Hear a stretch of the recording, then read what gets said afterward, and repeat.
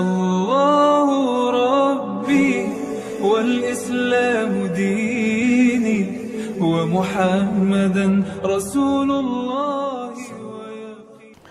Awaludin ma'rifatullah.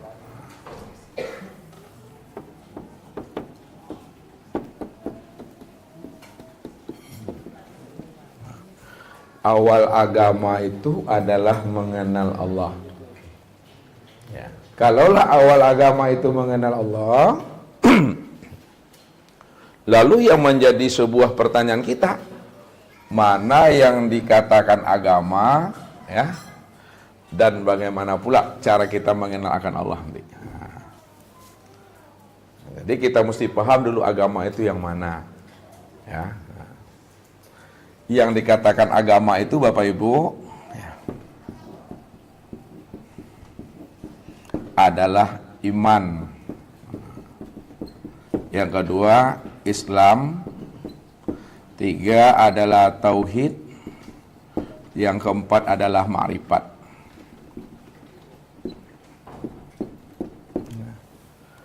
Jadi yang dikatakan agama itu adalah iman. Ya. Iman itu ya maksudnya kita yakin dan percaya akan adanya Allah. Ini yang tertuang di dalam rukun iman. Ya. Yang 6 tuh. Ya. Tuh 2, 3, 4, 5, 6. Pertama, iman kepada Allah. 2, iman kepada malaikat. 3, iman kepada kitab. 4, kepada Rasul. 5, kepada hari akhir. 6, qada dan qadar.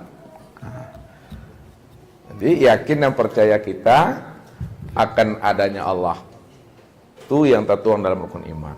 Yang kedua, yang dikatakan agama itu Islam. Islam itu menjunjung tinggi titah Allah dan titah Rasul. Nah, ini yang tertuang di dalam rukun Islam yang 5 itu. Pertama, itu 3, 4, 5. Syahadat. 2, sholat. 3, puasa. 4, zakat. 5, haji. Itu yang dikatakan Islam. Kemudian yang ketiga adalah tauhid.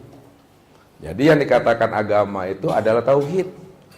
Tauhid itu ya, maksudnya mengesahkan Allah, mengesahkan zatnya, mengesahkan sifatnya, mengesahkan asmanya, dan mengesahkan af'alnya. Dan yang keempat, yang dikatakan agama itu adalah ma'rifat. Nah, ma'rifat itu kita bisa membedakan mana yang qadim dan mana pula yang baharu. Mana yang qadim, mana yang baharu. Yang qadim itu, ini yang disebut namanya dengan zat. Yang baharu itu namanya dengan sifat. Jadi mesti bisa kita membedakan antara qadim, baharu, zat dengan sifat. Nyatanya zat itu kena sifat, zohirnya sifat itu adalah kena zat. Ya. Maka yang dikatakan sifat itu sebenarnya adalah zat yang disifati. Kalaulah yang dikatakan sifat itu adalah zat yang disifati, itu artinya sifat itulah yang sebenar-benarnya yang zat itu. Nah, sekarang kita berilah nama dan untuk memudahkannya. Zat itu bernama Allah. Sifat itu bernama Muhammad. Nyatanya Allah karena Muhammad, zahirnya Muhammad itu karena Allah. Untuk melihat Allah, lihatlah kepada Muhammad. Karena Muhammad itu tempat nyatanya memandang Allah itu.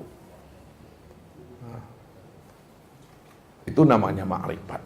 Jadi, kalau ada ya orang mengatakan dirinya beragama, tapi dia tidak beriman, belum dikatakan beragama. Oh, dia telah yakin, tapi dia tidak menjunjung tinggi titah Allah dan Rasulnya, belum disebut beragama itu. Oh, dia telah beriman, dia telah menjunjung tinggi perintah Allah dan Rasul, namun dia itu tidak pernah mengesahkan Allah. Selalu merampok hak Allah. Ya, itu belum dikatakan beragama. Ya. Kalau dia telah mentauhidkan Allah, lalu dia tidak mengenal Allah, belum juga tuh. Makanya jangan bapak ibu marah kalau kita kadangkala dikatakan orang agama keturunan. Kenapa disebut agama keturunan? Karena ayah ibu kita itu muslim. Makanya ketika kita lahir, kita sudah berada dalam keadaan muslim. Tapi kita mesti beragama itu setelah kita betul-betul ya mengimani Allah, menjunjung tinggi titah Allah, mengesahkan Allah dan mengenal Allah. Barulah sempurna agama kita. Ini yang katakan agama indallah, bukan agama indannas. Agama yang betul-betul sudah di sisi Allah, di mata Allah, pengakuan Allah. Tidak lagi kita agama ini agama keturunan, tapi agama indallah itu. Nah, makanya dikatakan inna dina indallahil Islam. Nah, Islam itu betul-betul indallah, di sisi Allahnya. Itu yang pertama Bapak Ibu. Ya, awal beragama itu mengenal Allah. Sekarang yang dikatakan agama udah tahu iman, Islam, tauhid dan ma'rifat. Kurang salah satunya, tak sempurna agamanya itu. Ya. Kemudian mengenal Allah. Nah, bagaimana jalan kita mengenal Allah? Nah, jalan mengenal Allah Bapak Ibu adalah dengan jalan mengenal diri.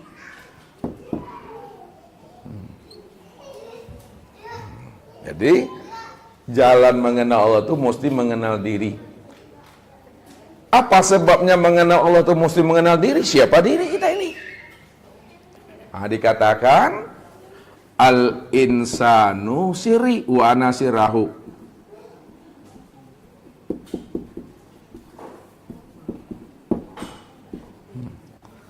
Insan itu adalah rahasiaku dan akulah yang menjadi rahasia insan itu. Siapa yang kenal dengan rahasia dirinya, pasti dia kenal aku, karena akulah yang menjadi rahasia dirimu. Maka disitulah jalannya untuk mengenal Allah itu mesti mengenal diri. Siapa yang telah mengenal diri? Pasti dia mengenal akan Tuhannya. Nah, siapa yang telah mengenal diri, pasti dia mengenal Tuhan. Man arafa nafsahu faqad arafa rabbahu. Man arafa nafsahu faqad arafa rabbahu.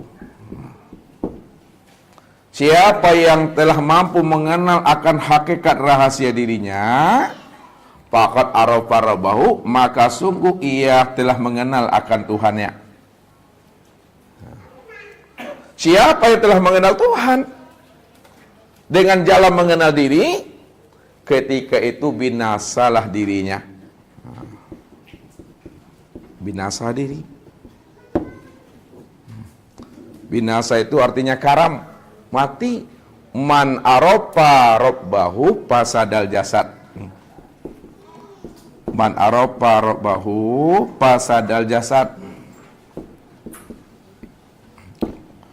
Siapa yang telah mengenal Robnya, maka binasalah jasadnya, matilah akan diri tadi itu.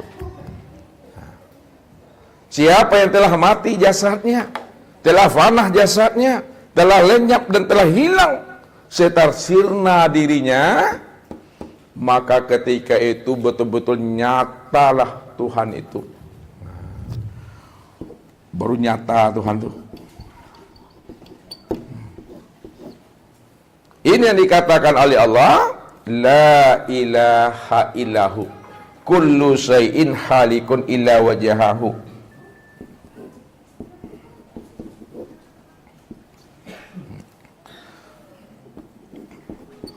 Kullu syai'in halikun illa wajahahu. Tidak ada Tuhan melainkan Dia.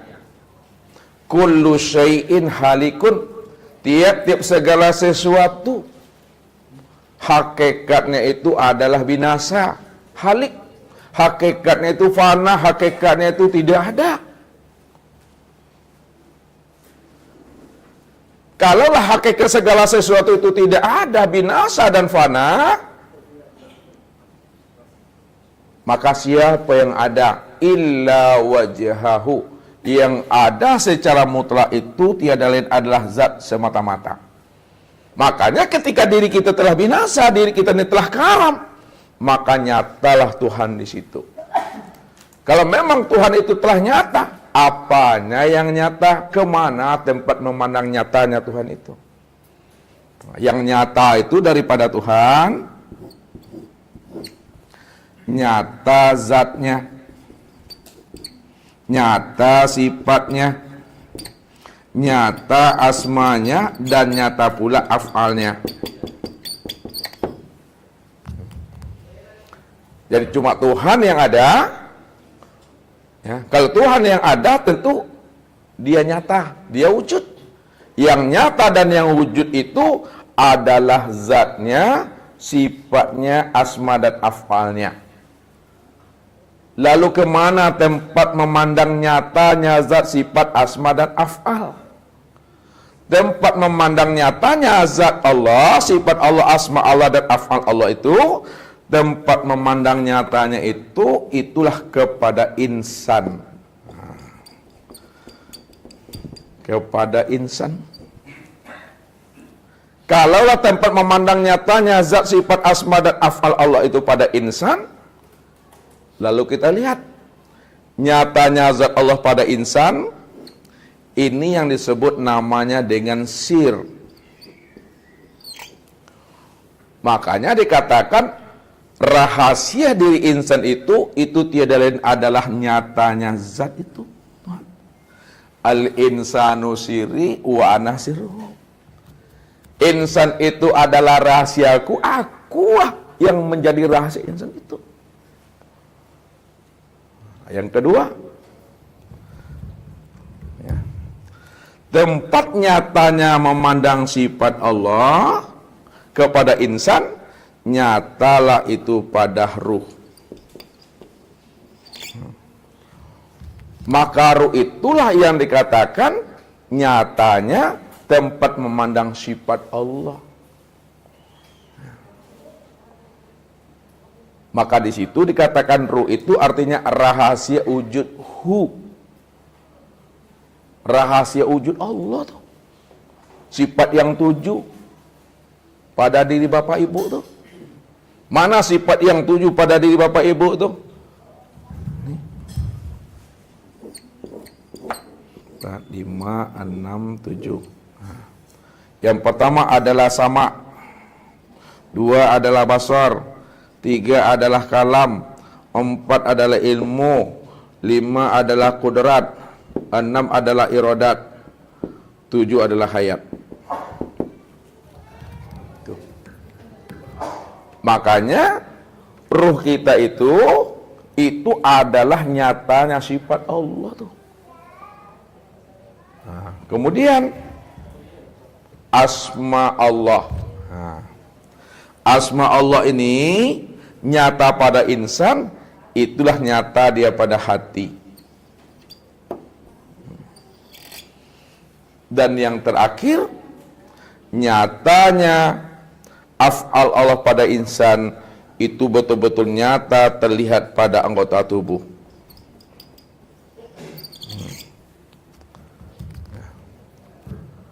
Karena insan ini tempat memandang nyatanya zat Allah, sifat Allah, asma Allah dan af'al Allah yang telah wujud dan zahir pada sirru hati dan tubuh, maka inilah yang dikatakan namanya dengan wujudullah itu. Nah, ini yang sebut namanya insan itu wujudullah. Nyatanya memandang wujud Allah. Atau insan itu katakan ainullah. Nyatanya Allah. Atau insan itu hakikatullah, yang sebenar-benarnya Allah tuh. Rupanya diri Bapak Ibu ini tempat memandang nyatanya wujud Allah itu secara sempurna yang disebut namanya manusia. Walaupun kita disebut manusia, tapi manusianya kita bukanlah kenyataan diri kita. Nah, coba pahami bahasa Ustaz. Walaupun kita disebut manusia, namun manusianya kita bukanlah kenyataan diri kita. Walaupun kita disebut insan, insannya kita bukanlah kenyataan diri kita. Walaupun kita disebut orang, kita ini orang, tapi orangnya kita bukanlah kenyataan diri kita.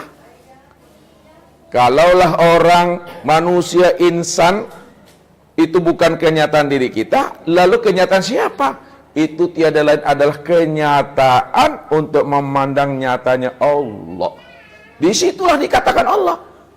Wa ja'alu lahu min ibadihi juz'an, bahwa sesungguhnya dirimu itu adalah bahagian diriku. Kenapa Allah mengatakan diri insan itu bahagian dirinya? Karena dia cuma yang wujud. Allah ini dialah yang wujud secara mutlak.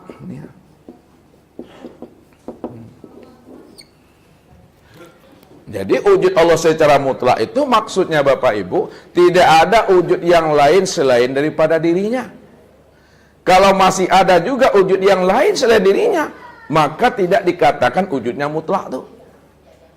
Namun dikatakan mutlak, dia cuma yang ada semata-mata, selain dirinya tidak ada. Kalau dia cuma yang ada, dia cuma yang wujud, maka segala yang wujud, segala yang ada dalam bentuk rupa yang berbeda, dalam bentuk wujud yang lain, itulah yang dikatakan wujudullah, kenyataan memandang nyatanya wujud Allah. Inilah yang dikatakan dengan suhudul kasrah fil wahdah. Suhudul kasrah fil wahdah. Pandang yang banyak pada yang satu. Apa maksudnya pandang yang banyak pada yang satu? Bahwa segala alam ini, sekalian alam ini dalam bentuk rupa yang berbeda, wujud yang lain, itu tiada lain nyatanya memandang Allah itu yang sebenarnya. Atau suhudul wahdah fil kasrah.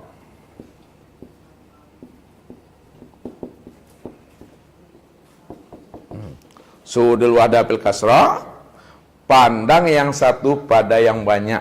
Maksudnya ya, bahwa Allah itulah yang wujud pada segala yang ada nih. Allah itu yang wujud pada segala yang ada. Allah itu yang wujud pada segala yang wujud. Dan segala yang wujud serta segala yang ada, itulah nyatanya wujud Allah itu. Disitulah dikatakan Subhanalladzi khalaqal asya wa huwa ainuhu. Maha suci Allah yang menciptakan dan menjadikan segala sesuatu, padahal dialah yang nyata pada segala sesuatu. Maha suci Allah yang menciptakan segala sesuatu, padahal yang menjadikan sesuatu itu yang jadi sesuatu. Yang menjadikan insan itu yang jadi insan. Yang menjadikan Adam itu yang jadi Adam, yang menjadikan Muhammad itu yang jadi Muhammad. Makanya dikatakan wa khalaqal insan ala suratir rahman. Wa khalaqal insan ala suratir rahman. Dan dijadikan insan itu sesuai dengan rupa Ar-Rahman. Ar-Rahman itu Allah. Insan itu diciptakan, insan itu dijadikan sesuai dengan rupa Ar-Rahman. Kalau menciptakan dan menjadikan itu bahasa syariat. Dalam bahasa hakikat bukan menciptakan. Dalam bahasa hakikat bahwa insan itu sebenarnya tajalli daripada Ar-Rahman itu. Tajalli itu kenyataan, manifestasi, perwujudan. Min ibadi juz'an, bahagian daripada diriku. Ini pula lah yang dikatakan Allah. Wa khalaqa Adam ka suratihi.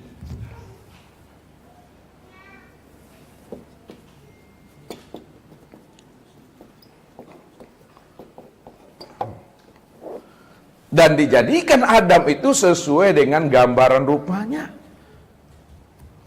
Adam itu yang aku itu yang Adam. Adam ada berapa hurufnya Bapak Ibu? Ada berapa? 3. Apa tuh hurufnya? Alif apa lagi? Dan apa lagi? Mim. Nah, ini bukan ilmu ta'atik nih, bukan ilmu cocoklogi. Alif dan mim. Makanya dijelaskan kullu ayatin wa harfin wa nuqtatin minal Qur'an hikmah. Setiap ayat, setiap huruf, setiap titik dari Al-Quran itu ada hikmahnya, ada rahasianya. Yang mampu membuka tabir rahasia di balik ayat, di balik huruf dan titik itu adalah orang yang Allah beri hidayah petunjuk. Faman yahdillah fahuwal muhtadi. Barang siapa diberi Allah hidayah petunjuk, maka beruntunglah dia. Karena dia telah diberikan Allah namanya ilmu hikmah. Yuktil hikmata mayasya wa mayyuktal hikmata faqad utiya khairan katsira. Siapa yang diberikan Allah kepada dirinya ilmu hikmah, maka sungguh dia telah mendapatkan kebaikan yang sangat luar biasa, tidak sebanding, tidak senilai dengan dunia seisinya ini. Maka alif itu maknanya adalah Allah. Dal itu maknanya dalil. Mim itu maknanya adalah Muhammad. Allah dalil Muhammad. Allah itulah nyatanya Muhammad. Maka dikatakan karena Adam itu aku itu Adam, itu maknanya Allah itu diriku. Adam itu rupaku, Muhammad itu wujudku. Rupanya untuk memandang Allah sudah nyata pada Muhammad ini rupa Adam yang disebut namanya dengan insan. Allahu Rabbi wal Islam dini wa Muhammadan Rasulullah.